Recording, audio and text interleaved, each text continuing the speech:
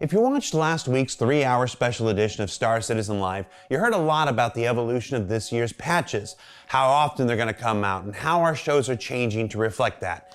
And if you didn't, well, I'm not really going to recap all that here. But this week, we sat down with some of the non-feature folk to talk about the content-driven side of this new initiative.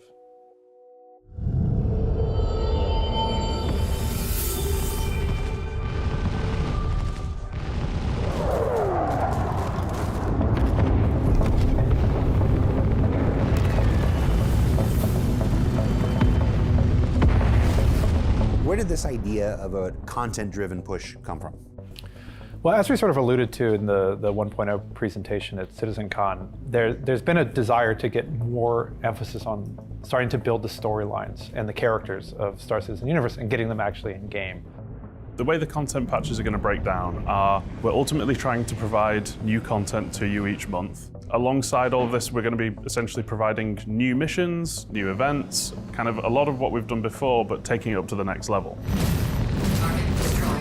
This was an opportunity to start figuring out ways to engage the players in a growing and expanding storyline. We're going to be sending you all the way around the verse, doing lots of different varied types of gameplay. You'll still be doing events that are prevalent to a story that we're going to be working on as well. I've got you covered! As well as new missions that build up the existing roster that we actually have in game already. There will be some content that is only there for a limited amount of time, but ultimately a lot of this content is still going to persist when we hit to Star Citizen 1.0. So we're actually building out the larger content map that exists in the game. On top of that, there's going to be a huge focus now on stability and quality of life too, because we want a stable environment for our developers to work in, but we also want a stable game that's less buggy, less crashes, and much more pleasant for you guys to play day to day. What's the word? Today's been rough. As far as the structure for how we're going to tell the story, one of the things that we were kind of excited to try for it was actually utilizing a storytelling structure that's usually used in TV shows. Basically, there's usually an A story and a B story that happen within a single episode. If you're Seinfeld, you have a C story as well, because they're just that good. But there's the A story is sort of your primary story, your B story is sort of a supplemental ancillary story that sometimes can feed into it, but sometimes can be standalone. And it's just a way to kind of keep the scenes dynamic and kind of make them feel alive. So what we're trying to do is actually utilize kind of a similar thing, but stretched out over a longer period of time. And the idea being that, A, it makes the universe feel bigger. So there's not just one thing happening that's consuming the entire universe. But also, if you're not interested in the A story, if for whatever reason it's not engaging you, you have something else that you can kind of do. So the idea is that hopefully that one of the two stories, hopefully both, but if not, one of the two stories will be fun and exciting and kind of offer a new insight to the Star Citizen universe. Currently, the plan is actually that the A story, we've already started it, and is actually going to be going through September. And then the B story is a little bit smaller, but it starts basically in April and goes on. So it's a multi-month thing. So it goes on till about October.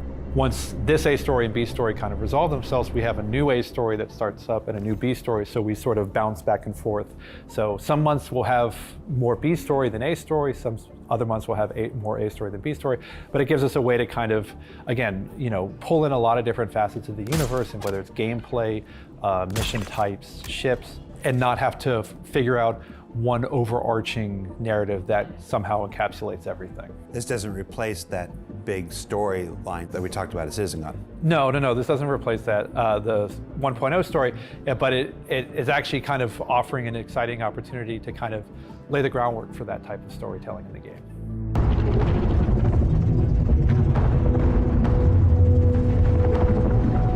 Save Stanton is an event that spans over a few months, and it is all about a gang that has invaded Stanton. And it's not one of the usual ones either, it's not one of the usual suspects. So this started in 324, where we made this narrative journey that players will go on. The big story beat was that there was a new outlaw pack sort of showed up in Stanton's system and was wreaking havoc. They were known as the Slicers, and were launching basically devastating attacks against the local population. targeting cargo ships, stealing cargo, targeting different locations around stands such as UGFs and outposts, inhabiting them, and also going around stealing sensitive data that the CDF do not want them to have. The CDF had got all of the players to come and help. After the players sort of stopped them from doing that, the slicers had showed their power and showed what they was really about and brought in an Idris that players had to try and reclaim off of them.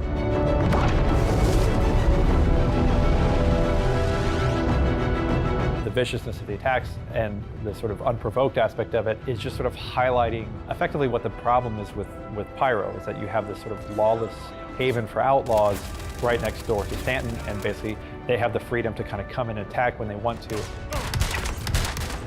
So these people just lived in a hole and decided to come to another place and make it a hole? Some people just love chaos.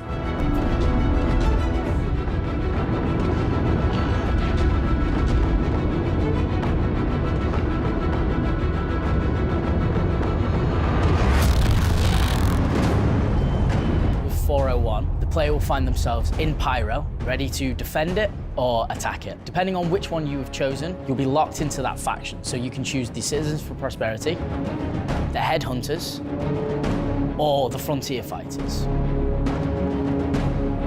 If you're working for the Citizens of Prosperity, you're doing more aid work.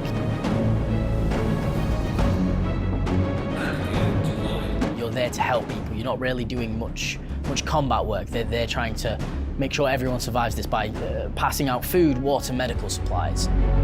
They're basically like, we believe that there's good in this system, there are certainly bad elements, but you're just going to exacerbate the problem by trying to solve it with violence.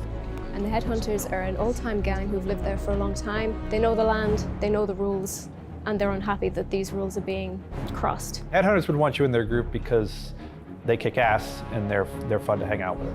So they're on the offensive. They're here and they're going, you're not attacking our home.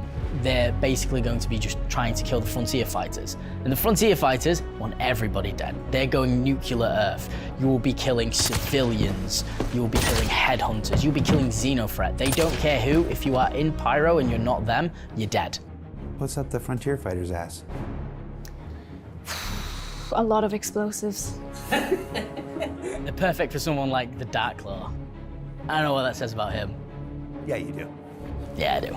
Frontier Fighters is basically justice for Stanton. They just want to live life in Stanton without being interrupted every 5 seconds. They want to make sure that this doesn't happen again. Are you being honest about the Frontier Fighters right now? No.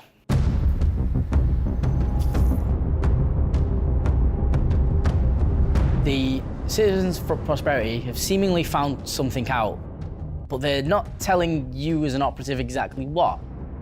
They are sending you to defend their data runners, and they're trying to get them out of Pyro, and they're asking you to go on the offensive now and attack the Frontier Fighters.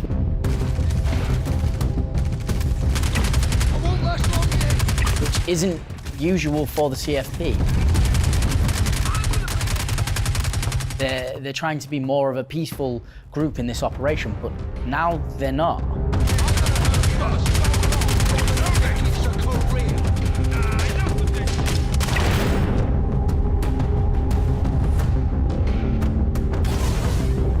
And the Frontier Fighters are aware of this data that the CFP have.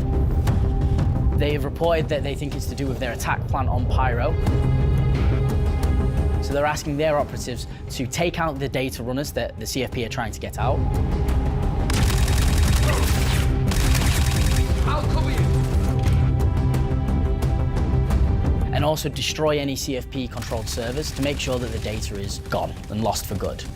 And the Headhunters? Headhunters, again, carrying on their violent approach of sustaining their locations, reclaiming their locations. Where Frontier Fighters might have set up, they will go back in and explode every material that they had so they can get their outpost back. At the end of all this, you'll learn things. You might learn a few things about the intentions of each of those factions. You might learn something more about yourself and what moral choices you decided to make and ways that us as designers got to clear. At the end of this chapter, this leaves us with the truth of what was really happening and sets the stage for something more to come. The story doesn't end here. I'll keep them occupied. The way that this story ultimately is intending to play out, there are actually going to be real ramifications based on the group community choices that are made. So that will actually change the direction of the universe. Or it can either go one way or it can go the other way. So we're actually going to be playing around a lot with ways that players can decide how they want the universe to change. So moving forward, there's going to be a bit of a twist that comes down the road, which is going to escalate basically the situation into one of our first big events. With this, it basically allows us to plan out a bit more and actually, again, start to build a growing narrative. Giving players more of a reason to engage and be able to talk to each other and like, hey, where did you get that item from? Oh, well, I was here when this happened, and I was here when this happened. Definable points in our universe's history. It adds to the universe, it adds to the story of it all, and it means that you as a player help build this world out. So I'm really excited about the changes coming in. It's going to allow us to get more fun content in your hands more often. And it's going to provide a much more stable environment for us to work in, but also for you to play in as well. Up until this point, we've actually been honing in on gameplay mechanics and more kind of under the hood stuff. We have a lot of data pads in the game to kind of do the heavy lifting for storytelling now. This is allowing us to kind of push on those other facets as a way to kind of be higher impact storytelling techniques.